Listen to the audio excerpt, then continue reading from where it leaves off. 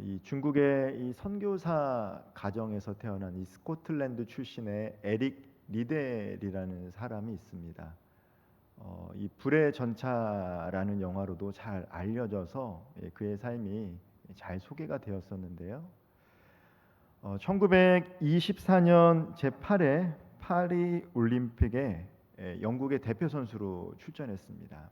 그런데 이 에릭 리델이라는 이 사람은 한 가지 원칙이 있었는데 교회를 가야 되는 주일에는 연습을 하지 않는 것과 대회 출전하지 않는 거였어요. 에릭 리델의 주 경기가 이 100m 단거리였기 때문에 영국 대표로 출전을 했는데 100m 대회가 주일에 개최가 되는 것입니다. 그래서 많은 사람들의 만류에도 불구하고 에릭 리델은 자기 나름대로의 신앙의 믿음이 있었기 때문에 주일은 주님의 날이니까 저는 출전할 수 없습니다라고 이야기를 했어요. 결국 우여곡절 끝에 이 100m 경기가 아니라 자기의 주 경기 종목이 아닌 이 400m에 출마를 하게 됩니다. 그리고 400m 경기에 출전을 하게 돼서 47.6초라고 하는 이 세계 신기록을 세우면서 동시에 금메달을 획득하게 되죠. 그래서 이것이 나중에 후에 영화로도 만들어져서 많은 사람들에게 감동을 준 것이죠. 에릭 리델이 왜 우리들에게 감동을 줍니까? 그가 이 금메달을 따서 우리들에게 감동을 준 것이 아니에요. 당장은 손해를 보는 것 같지만 자신의 신념, 원칙, 신앙을 지키면서도 노력했기 때문에, 그리고 그 결과로 금메달을 땄기 때문에, 획득했기 때문에 많은 사람들에게 감동을 준 것입니다.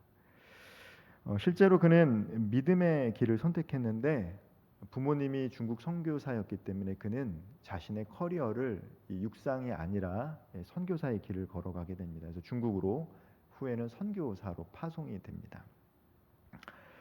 서머나 교회도 그랬어요. 우리가 함께 읽었던 이 에베소 요한계시록 2장에 기록된 이 서머나 교회도 그랬습니다.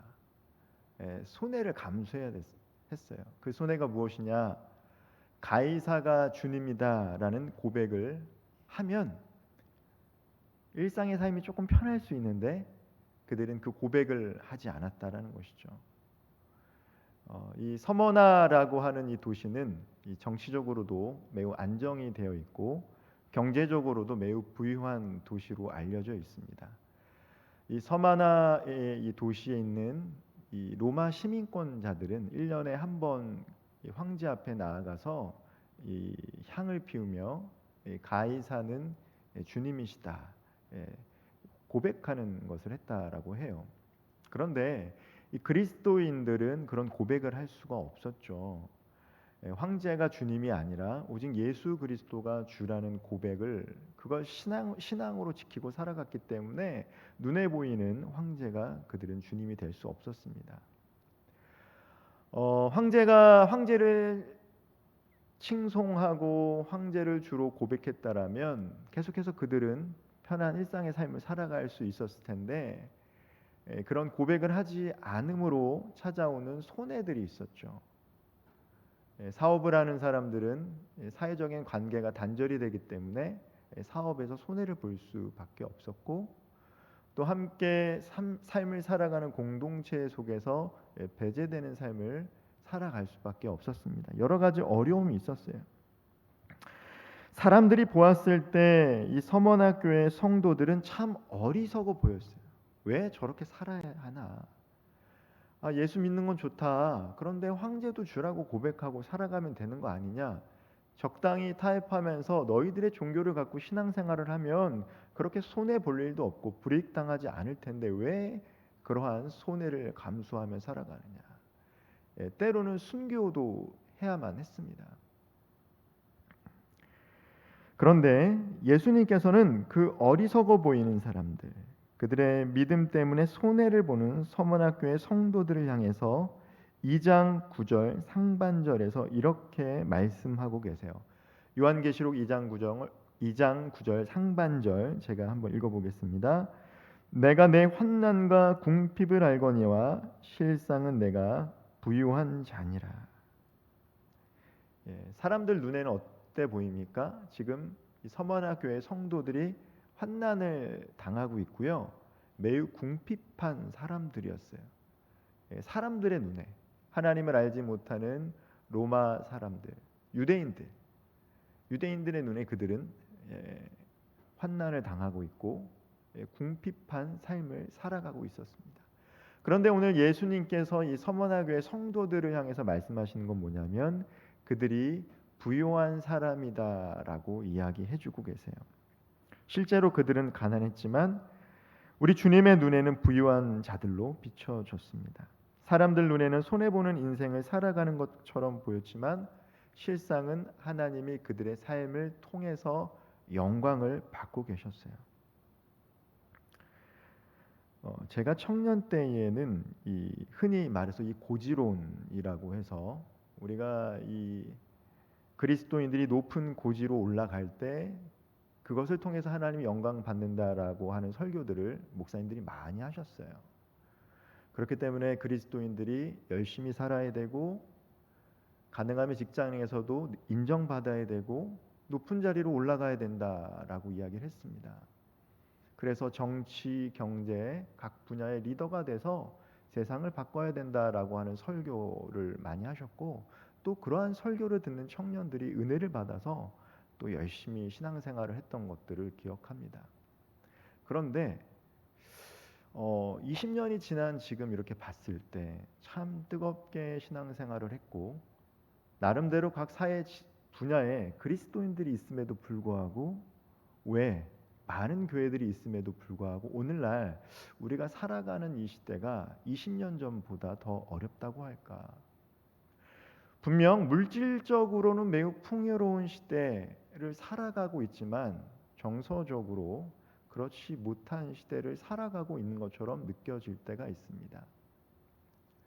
어제도 제 아내랑 우연히 그런 얘기를 나눴어요. 제가 어렸을 때 초등학교 1학년 때 그때는 저희 부모님이 초등학교 가는데 그때는 국민학교라고 했는데 국민학교 갈 때 바래다 주지 않았습니다. 저는 약 20분 되는 거리를 걸어서 국민학교를 가야만 했어요. 그때 당시에는 논밭이었습니다. 지금은 그 지역이 철도도 다니고 많이 바뀌었지만 아파트가 들어섰지만 제가 어렸을 때 경기도 외곽에 있던 그 초등학교는 20분간 걸어서 가야만 했던 거리였어요. 그런데 20분을 걸어가면서도 한 번도 해를 당해본 적이 없다라는 것이죠. 위험을 느껴본 적이 없습니다. 그런데 오늘 어떻습니까? 20년이 지난 지금 20년이 뭡니까? 훨씬 지났죠. 훨씬 지난 이 시점에 우리가 어린아이들이 혼자 학교를 가는 경우는 보기가 극히 드물어요. 이 분당이라고 하는 곳 조금 안정적이고 그리고 또 그렇게 큰 위험 요소가 없음에도 불구하고 학부모님들이 학교 앞에서 기다리는 것을 보게 됩니다. 뭐 여러 가지 이유가 있겠지만 자녀들의 안전을 위해서 그런 것이겠죠. 분명히 이전보다 더 물질적으로 풍요로워지는데 왜 서로를 신뢰하지 못하고 자녀들을 안전하게 귀가하지 못하는 시대를 우리가 살아가고 있을까? 그런 생각을 해봤을 때 정말 고지를 점령한 많은 그리스도인들이 있겠지만 실상 변화된 것은 없구나라는 생각을 개인적으로 하게 됩니다. 즉 어느 한 사람이 금메달을 따서 영광을 하나님께 올려드리는 것이 아니라 내가 금메달을 포기하지만 하나님 보시기에 정직한 삶을 선택하는 그 평범한 삶을 통해서 하나님 영광 받아주시고 그러한 평범한 한 사람 한 사람을 통해서 이 세상은 변화될 수 있다라는 것이죠. 실상 이 서머나 교회의 성도들은요 부유한 사람들이 아니었습니다. 사회적으로 입지가 있는 사람들도 아니었습니다. 그러나 그들은 책망받지 않았어요. 왜냐하면 그들의 믿음의 선택을 했기 때문입니다. 하나님의 시선과 사람의 시선은 달라요. 주님은 서머나 교회를 향해서 내가 내 환난과 궁핍을 보고 있다라고 이야기하지 않았어요. 내가 내 환난과 궁핍을 안다라고 얘기하셨어요. 멀리 떨어져서 너희들이 고통받고 있는 거 지켜보는 하나님이 아니라 내 사랑하는 아들, 딸들이 나를 믿는 그 믿음을 선택함으로 겪게 되는 그 고통 속에서 함께 공감해주고 있다라고 우리 주님 말씀해주고 계시는 것이죠.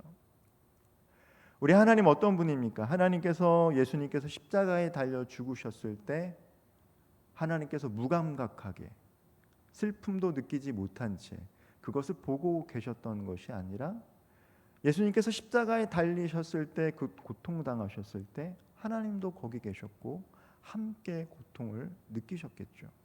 그리고 그 느끼셨던 하나님은 오늘 하나님의 사랑하는 자녀들이 예수를 믿는 것 때문에 손해보고 때로는 세상 속에서 실패한 듯 살아가는 그 인생을 보면서 함께 아파하고 계신다라는 거예요. 우리 인생의 어두운 골짜기 속에서 주님은 우리와 함께 동행하시는 분입니다. 그렇기 때문에 성도들이 물론 우리가 살아가면서 나의 실수와 나의 잘못으로 인해서 어려움을 겪을 때가 있습니다. 그러나 오늘 우리가 함께 나누는 말씀의 요지는 내가 정말로 예수를 믿는 믿음 때문에 그것을 선택해서 때로는 손해보고 때로는 사람들의 눈에 실패한 인생처럼 느껴진다 할지라도 하나님께서 함께 하시는 것, 동행하는 시간이 있기 때문에 그것은 결코 환난과 궁핍으로 끝나는 것이 아니다라는 거예요. 이 환난이라고 하는 이 헬러의 의미는 눌리고 질팍핀다라는 것을 의미하고 있습니다. 궁핍은 물질적으로 아무것도 없다라는 것을 의미하고 있어요. 즉 압제를 당하고 가진 것이 없는 사람들이라는 것이죠. 그럼에도 불구하고 우리 예수님께서는 7교회를 평가하실 때 책망이 없는 교회가 2교회였는데 바로 이 서머나 교회가 주님께 책망받지 않은 교회였다라는 거예요. 실상은 가난하고 사회적으로 내세울 것이 없는 사람들이었음에도 불구하고 주님은 이들을 칭찬했다라는 것이죠. 실상은 서머나 교회 성도들이 부유한 자라고 우리 주님께서는 말씀해주고 계세요. 하나님의 시선과 세상의 시선이 다르다라는 거예요. 물론 우리가 주님 오실 때까지는 이 땅에서 육신을 입고 살아가야 되기 때문에 세상의 기준을 무시하고 살아갈 수가 없습니다. 그 기준을 무시하고 살아가면 사실 많은 어려움이 있지요. 그렇다고 해서 세상이 만들어 놓은 기준에 우리를 다 맞춰서 살아가는 것 또한 우리 주님께서 원하시는 모습은 아닐 것 같아요. 많은 사람들이 정말 분주하게 살아가고요, 열심히 살아갑니다.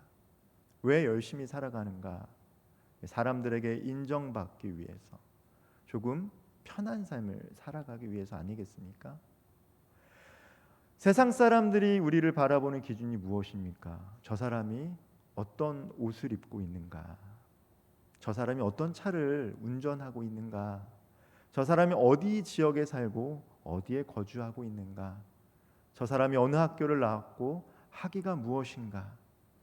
여기서 우리는 다 자유로울 수는 없습니다.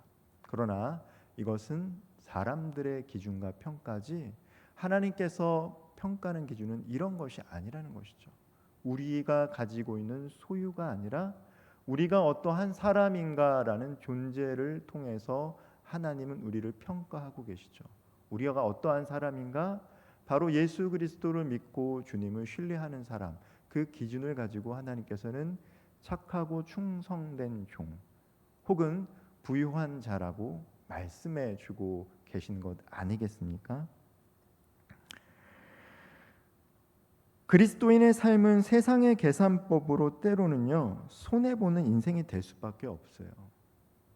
제가 아직도 어렸을 때 기억나는 부흥 강사의 설교가 있습니다. 어머니의 손을 잡고 정말 어렸을 때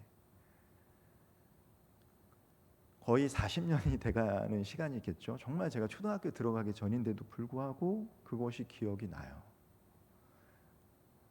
예전에 이 부흥 강사가 오셔서 예수 믿으면 구원받습니다 라고 전도를 하고 다녔다라는 거예요. 그런데 정말 사람들이 교회로 모였답니다. 왜 모였을까요? 교회에 오면 구원을 준다고 하니까 그 구원을 받으려고, 돈 구원을 받으려고 교회에 왔다라는 얘기를 하시는 거예요. 예적분이.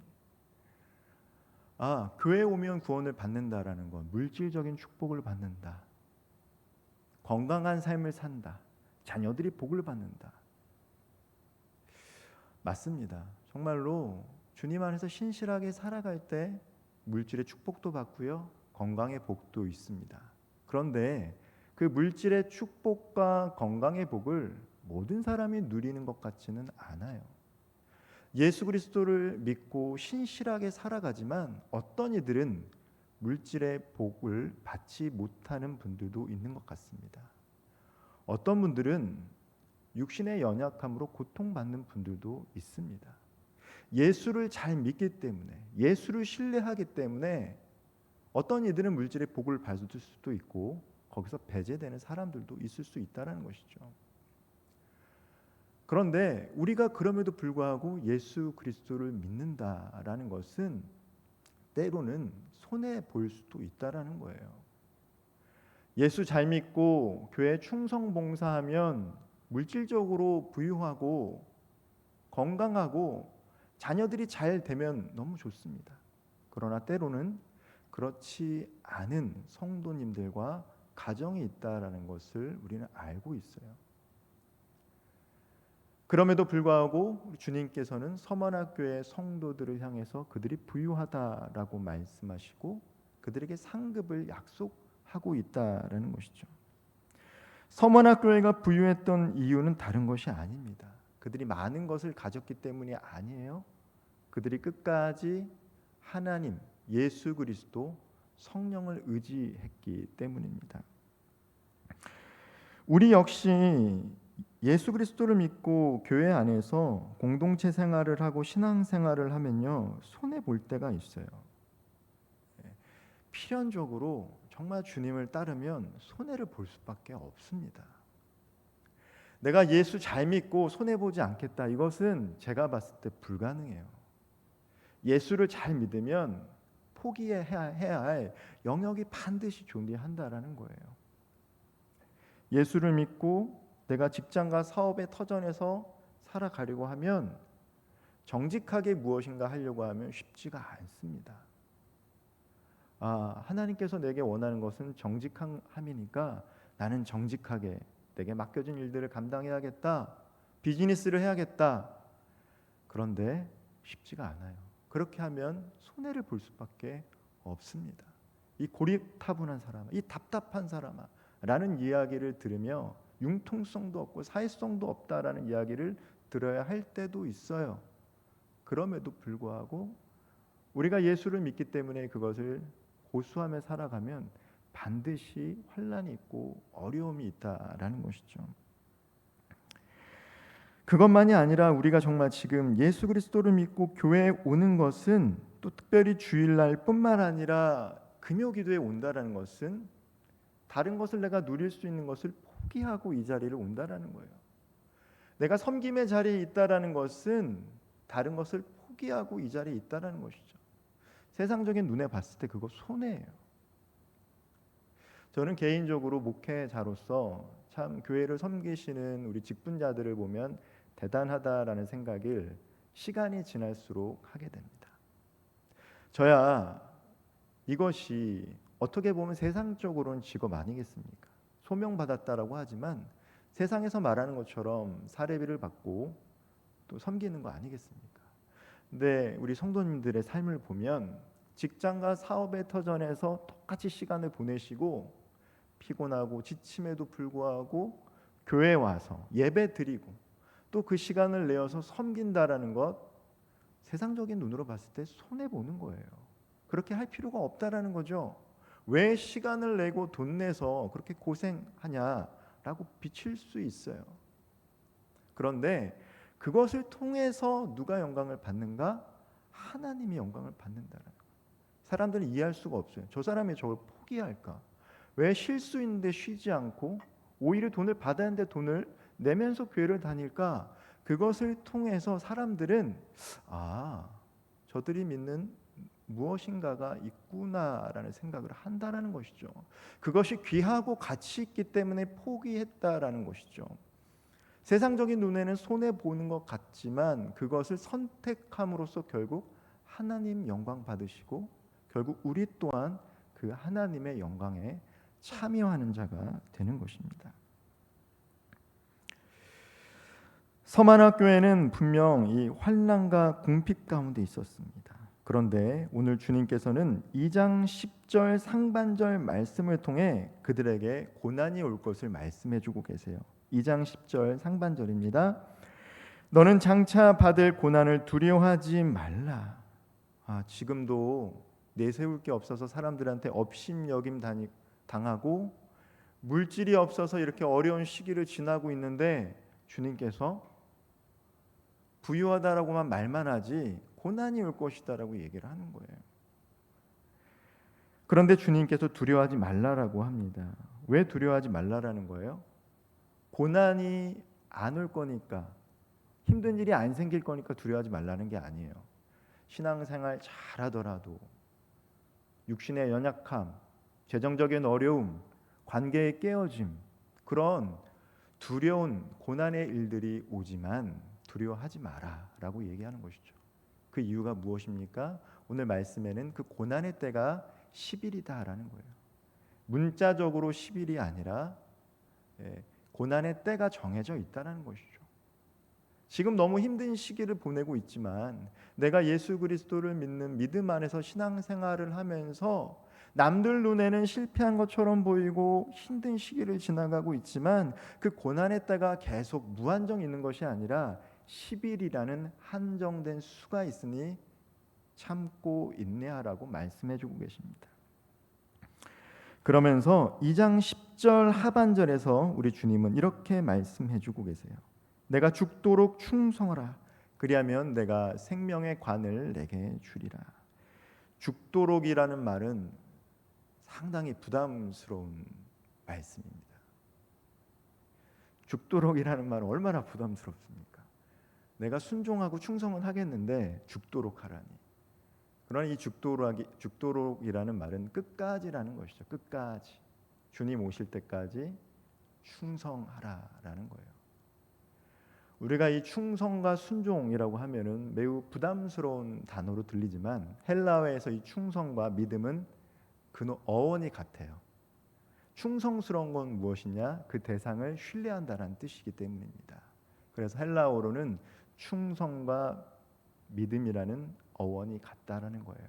즉 죽도록 끝까지 하나님을 신뢰하라는 거예요.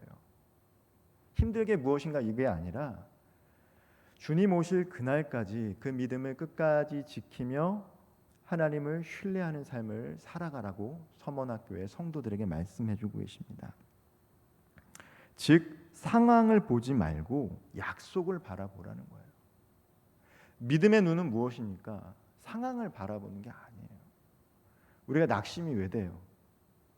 사람을 바라보면 낙심이 될 때가 있어요. 지금 내가 처한 환경을 바라보면 낙심이 돼요. 내 믿음이라는 건 무엇입니까? 하나님을 바라보며 신뢰하면서 내가 처한 그 상황을 믿음의 눈으로 바라보고 기다리는 것이죠.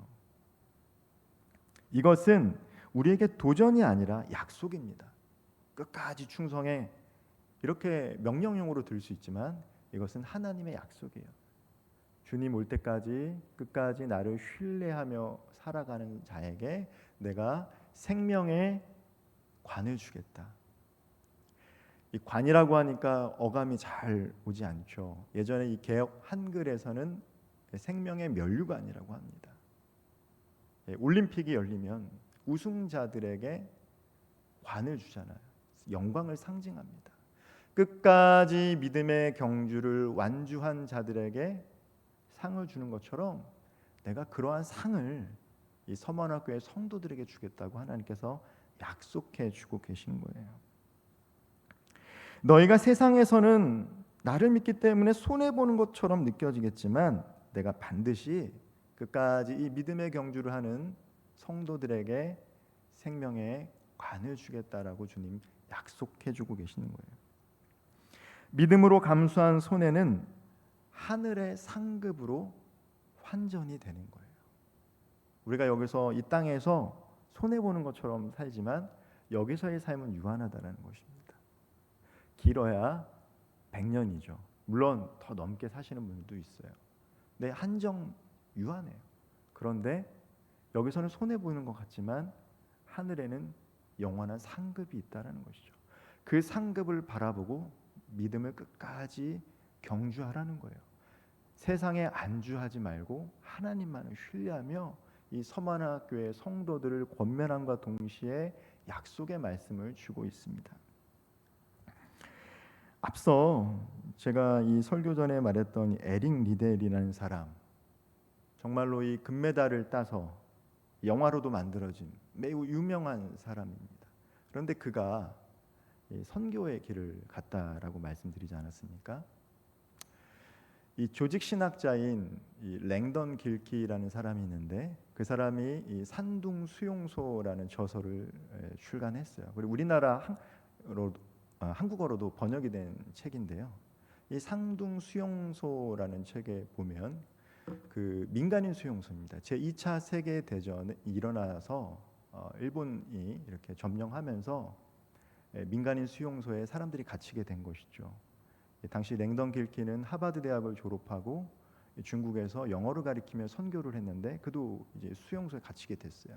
근데 그때 함께 있던 사람이 바로 이 에릭 리델이라는 사람이에요. 금메달리스트 에릭 리델이 거기 있었다는 것이죠. 그는 끝까지 한결같이 사람들을 위로해주고 격려해주고 함께할 수 있도록 돕고 많은 사람들에게 하나님이 살아계심을 증거했다는 것입니다.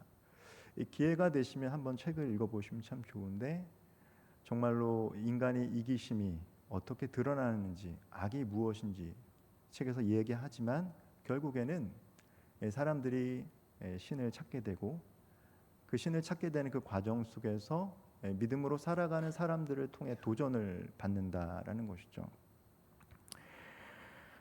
에릭 리델은 그 수용소에서 죽게 됩니다. 그때 많은 사람들이 애통해했다라고 해요. 생명을 살리고 하나님께 영광이 되는 것은 금메달이 아니었습니다. 생명을 살리는 것, 하나님께 영광을 올리는 것은 금메달이 아니었어요.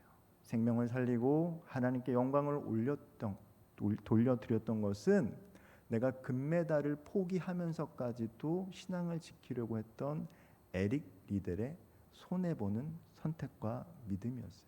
그리고 그것을 통해서 그 산둥 수용소 안에 갇혔던 이들은 위로받고 그것이 기록으로 남겨져 있는 것입니다. 말씀을 마무리하겠습니다. 예수 그리스도를 믿는 믿음으로 살아가기에 때로는 손해보고 세상의 기준으로는 실패하는 인생처럼 보일 수 있어요. 왜 굳이 저렇게 살아야 하는가? 그러나 우리 주님의 약속의 말씀이 오늘 2장 11절에 기록이 되어 있습니다. 우리 2장 11절 말씀 같이 한번 읽어보겠습니다. 귀 있는 자는 성령이 교회들에게 하시는 말씀을 들을지어다. 이기는 자는 둘째 사망의 해를 받지 아니하리라. 여기서 이 둘째 사망의 해라는 것은 이 하나님으로부터 영원히 단절되지 않을 것이다라는 거예요. 우리가 이제 죽으면 죽잖아요. 그렇지만 우리는 어떻습니까? 하나님과 영원한 관계 속으로 들어가게 되죠. 즉 믿음을 끝까지 지키는 자들에게는 육신적으로는 죽지만 예수님께서 재림하실 때 우리의 영과 육이 몸의 부활이 일어나서 이제 영원히 하나님과 함께 살아가는 그 기쁨을 누리게 될 것이다라는 약속의 말씀을 주고 있는 것입니다. 결국 충성스러움, 즉 믿음을 지키며 하나님만을 신뢰하며 살아가는 자들에게는 이 땅에서 천국 그리고 죽어서도 천국이 있다라는 것을 얘기하는 거예요. 그리스도인들은 이 땅에서도 하나님 나라를 경험하며 살아가는 것이고 죽어서도 영원한 천국을 누리며 살아가는 복된 존재입니다. 그렇기 때문에 우리 주님께서는 세상의 다른 것을 주인으로 삼지 말고 오직 예수 그리스도를 주인으로 삼으며 참된 생명, 그 생명을 누리며 살아가라고 말씀하시는 것이죠. 그것이 강요와 억압이 아니라 그러한 삶을 살아갈 때 의와 평강과 희락이 그리스도인의 삶 가운데 있기 때문입니다. 그러한 삶을 살아가는 것이 기쁘고 행복한 삶임을 우리 주님 아시기 때문에 세상의 것을 주인으로 삼지 말고 오직 하나님만을 주인으로 삼으며 그 믿음을 가지고 이 땅에서 살아갈 수 있도록 서머나교회 성도들에게 말씀했습니다. 혹시 지금 예수 그리스도를 믿는 믿음 때문에 손해 본다고 느끼신 우리 성도님들 계십니까? 혹은 예수를 믿는 믿음 때문에 고난을 겪고 있는 성도님들 계십니까?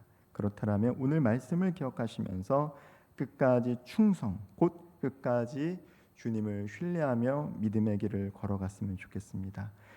손해처럼 느껴지는 선택이 주님께는 영광이 되고 우리가 주님 때문에 흘렸던 그 눈물은 영광의 면류관으로 주님께서 씌워 주실 것입니다.